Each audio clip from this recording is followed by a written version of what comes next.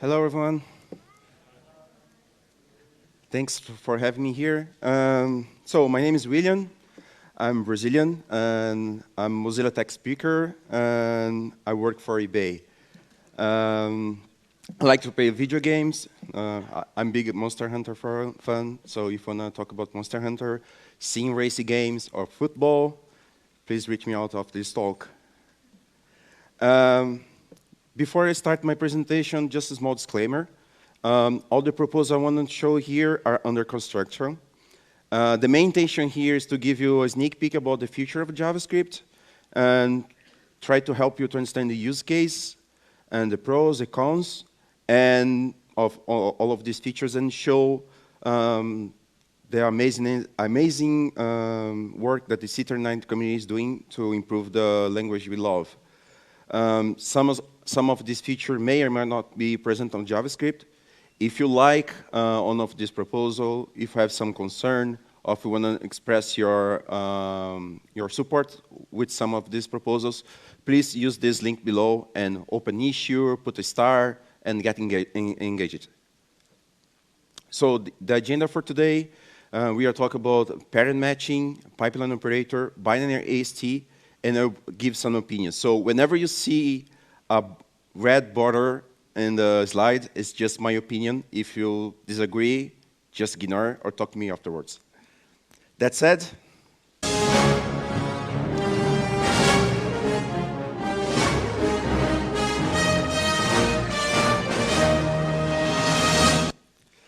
so to give a background motivation of the first feature, I want to talk about a bit more about a condition in JavaScript. Nowadays, we have only 3 ways to do conditions in JavaScript. We have if-else statement, switch statement, and ternary expression. Just to set a common ground to everyone, an expression is something that evaluates down to a value, and a statement is just something that does something. So an if-else statement requires a condition which evaluates to truthy or falsy value. If the condition is true, it executes the adjacent block, and if it's not, it tries to execute the else block if you have one. But it can get complicated. Let's check it out. For this section, I'm using this simple function that just tries to return emoji that tries to reflect the current temperature. As you can see here, this function, it's just an if statement that if it's true, it just returns the emoji. But else statement, it's again another if statement. So this is a way to concatenate and chain one if statement after the other. It can get really tricky because I'm not even talking about nested if-else statement, right?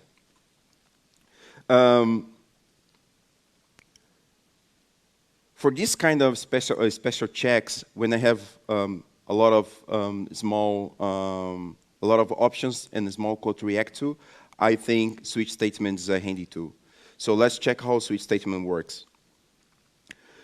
So if statement is it's good whenever you need to react to a couple of choice, or you have a lot of chunk of code to execute. But when you have multiple choices and just a small set of commands, I think switch statement could be a good choice.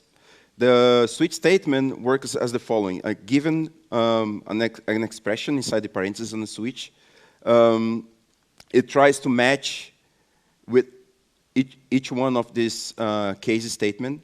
And when it matches with the first one, it jumps. That's the starting point of this block statement. And then that's why we have the break statement just to finalize the block.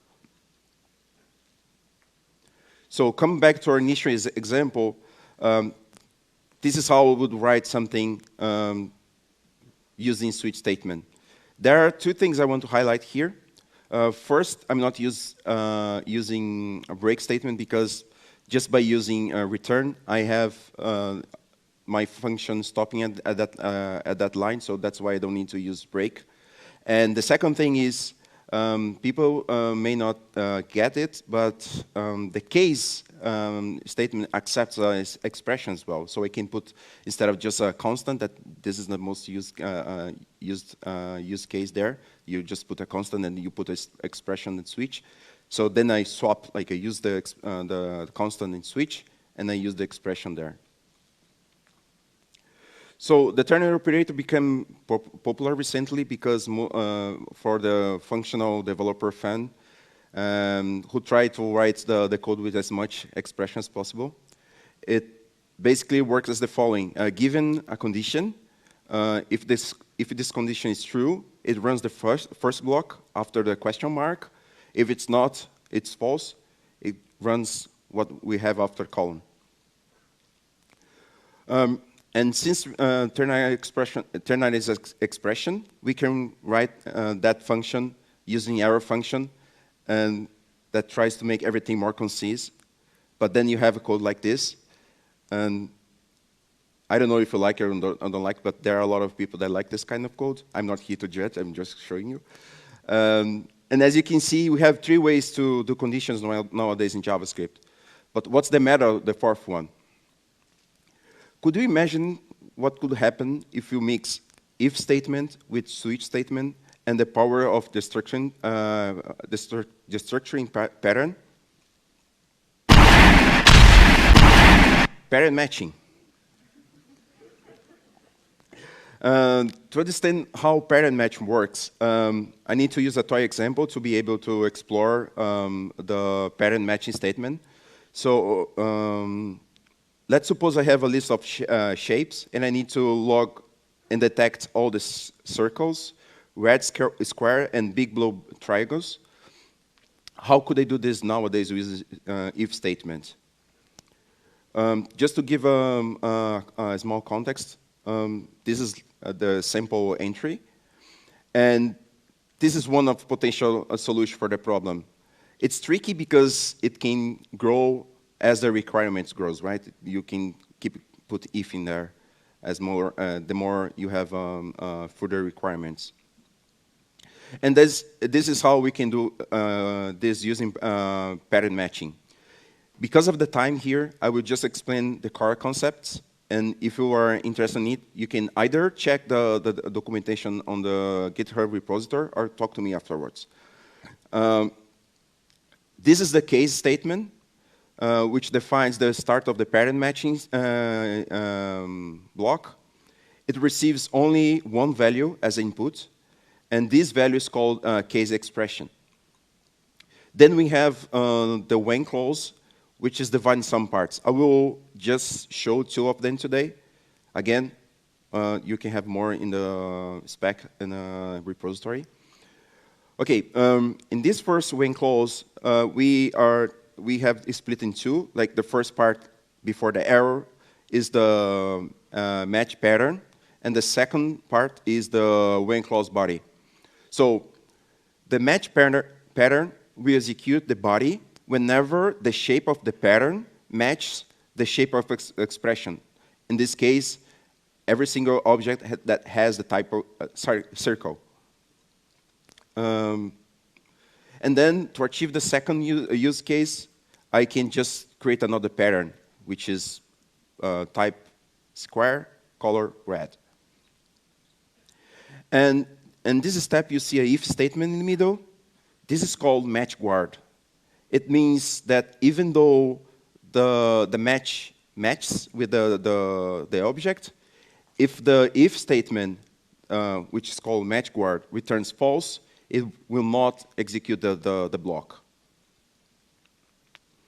And the last case is whenever we have a standalone variable, it matches everything. So it's kind of the full statement for switch case, but a bit different. Checking our initial example, this is how we should work with parent matching. It's nice.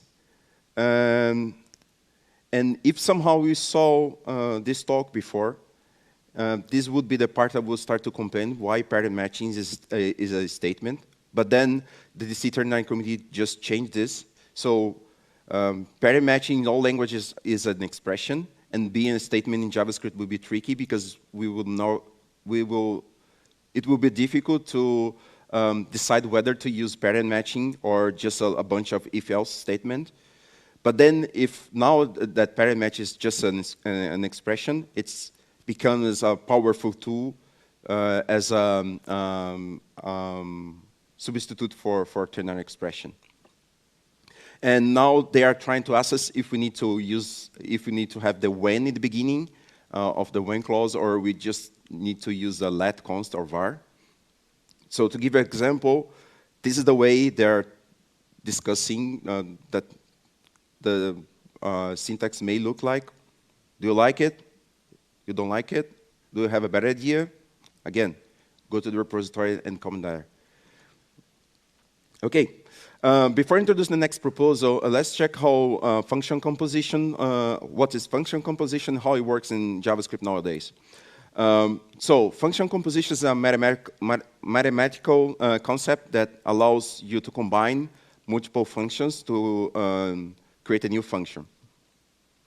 So to help you to get the picture, let's cook a bento. I came up with this example because it's easier to reason about food, and I like to use emoji.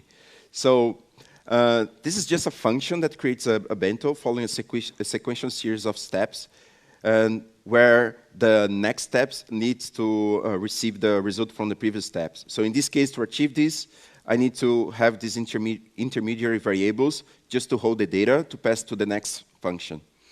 But I don't want to use these intermediary variables just for this, right? But I can go and write this kind of code, which is not so easy to reason about because the more we compose, the bigger is the indentation we have, and the way we read the code is different the way the data flow, because the data flow from the innermost function to the outermost function, and we read this data usually top down, left and right, right? But I can use low-dash flow for achieving a similar effect and make this more readable, or use lambda pipe for this, or even create my custom vanilla JavaScript function. So wouldn't it be nice to have all of this capability somehow incorporated to JavaScript without having to rely on this external library or create custom homemade functions? So let's bring the second JavaScript proposal of this talk. Pipeline operator. So pipeline operator is a syntax sugar for creating streamlined chain of function in a readable and a functional manner. It's backward compatible and provides alternative for extended building prototypes. So our initial example was written like this snippet, but using pipeline operator, this will look more like this. And then this will be the sugar to this. It's nice, right? But what if one of my chaining functions needs one extra parameter? Let's suppose that the add fish function needs to receive a second parameter, which is the type of fish I want to add to create my nigiri. How should we add this to the pipeline chain? So to achieve this, we can wrap this function with an arrow function. So then we receive only the result for the previous step, and then add this to the next step. Note that in the minimal proposed, the arrow function has to be wrapped with parentheses, otherwise we will have a syntax error. But a bento is not only about nigiri. We need to put some stuff in it, right? I know how to do nigiri. It's kind of just like smash some rice and put a fish on top of it. But it's simple, but I just realized that I don't know how to assemble a bento. And I need to somehow delegate this to another function.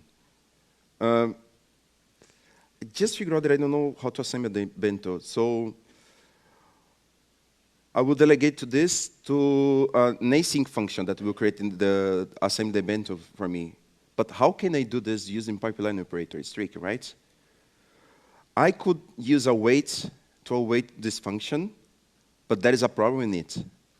And note that the line 4 is ambiguous, and I'll explain why now.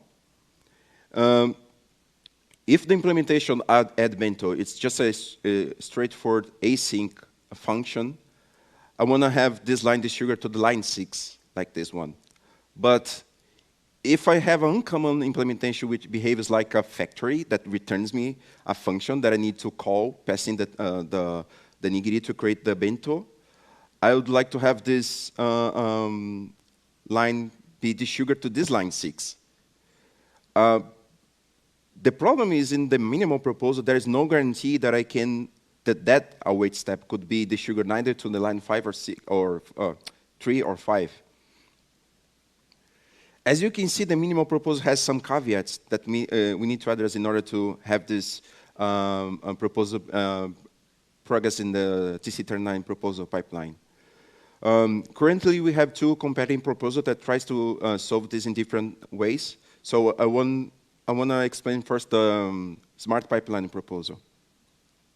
So as you can see here, this is how I could solve this using smart pipeline. And you can see that we have 2 styles there. Whenever you have like just a straightforward functional call, you use the bear style. And whenever you need to do like passing extra parameters or use awaits or use this in a different way, you can use topic style. There are some rules.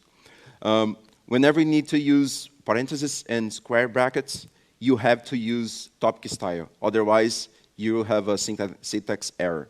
And the sharp you saw in the previous step, this sharp token is just the placeholder for the result of the previous step. And it's not finally sharp. It's subject to change.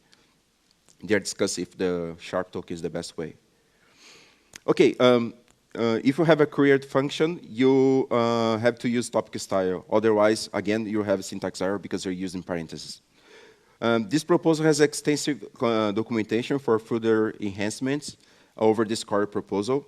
Again, check that out and see what you think about it.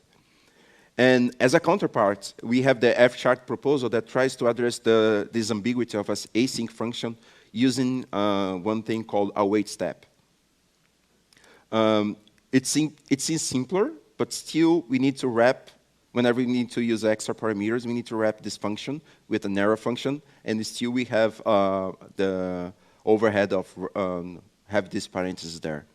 But this could be solved on a further proposal. So just to summarize, it's a nice addition to JavaScript to create a streamlined way of composing functions. The minimal proposal has 2 caveats. The smart pipeline tries to solve that using a token, and the F# tries to solve that using a wait step. Which brings to my rant. My point is, I really, really like pipeline operator, and I want to have this shipped to JavaScript as soon as possible. So then I have a proposal here. I think F# proposal is great, and since it only extends the minimal proposal with the await step, I think we should try to ship this as much as possible. And then afterwards, we could have another proposal try to address the usage of the sharp token or not. Nevertheless, Bubble has a plugin for using smart pipeline proposal. You can check that out and use on your to play a bit, and then you form your opinion. OK, before we go into our last proposal of this presentation, I would like to mention some performance tips. Have you ever heard about any of these JavaScript performance tips here? Do you ever wonder why they are so important for the perceived performance of your application? So to understand these practices and understand why they are important and why our next proposal is related to that, we need first to check how JavaScript engine generally works. To roughly explain how the JavaScript works, I would show this. I would use this illustration that I borrowed from an excellent article from Anders Money regarding the startup performance of JavaScript. So whenever the browser finds a script tag, they try to download the text content of it. Then it tries to parse this text content, and the result of this text content would be abstract syntax tree, or AST, which is a tree representation of your code. And then after this AST is done, the browser starts to compile and create the bytecode. So this last part is regarding runtime optimization that the browser does to make the JavaScript execution faster, but this is not the targets of this presentation. Okay, to put in short, JavaScript lifecycle could be described generally as download, parse, compilation, run, optimization, de-optimization, and garbage collector. But here I want to focus on the parsing phase. Why? Thinking about the code startup in JavaScript, we can see that this is crucial for the perceived performance of an application. So to make an application start faster, we end up doing those things I mentioned the first slide of this section. But one thing doesn't change, the parsing time. Parsing the initial compilation of JavaScript can take up to 30% of the main thread time. And 1 megabyte of uncompressed JavaScript can easily take a whole second to be parsed in an average mobile cell phone. Normally, the browser needs to parse the whole file before start compiling it. And these are the motivation for the last proposal of this talk. Binary AST. The Binary AST proposal proposes a new over-the-wire format for the JavaScript based on the binary representation of a custom AST. This could potentially decrease the code startup of a large JavaScript application, and the browser that doesn't support it just load the normal JavaScript file. So this is how it may work. First, you need to write your beautiful and delightful piece of JavaScript. Then you compile it or bundle it. Use your best flavor of bundle to you like that provides such a feature. And this process will give not only the min.js file, but it will give you as well the binary representation of your JavaScript file. So the browsers that support this format could have the parsing dramatically decreased. Since the majority of this task is done in build time. So the champions of this proposal create a POC on SpiderMonkey using the JavaScript JS engine. And they try to compile some JavaScript into binary AST and measure the performance. And this is the following outcomes. The result was the following. They used the static news feed from Facebook, and the size of the binary AST was slightly smaller than the original JavaScript. The time for creating the AST from plain JavaScript was between 500 and 800 milliseconds, but the time for creating the binary AST was twice as fast as before. So the POC showed some evidence that shipping plain binary AST was a good performance win. And the extra annotation that the binary ASTs will have can enable that code elimination without relying on plugins such as tree shaking. And this annotation could improve to the point that it's possible to enable stream compilation.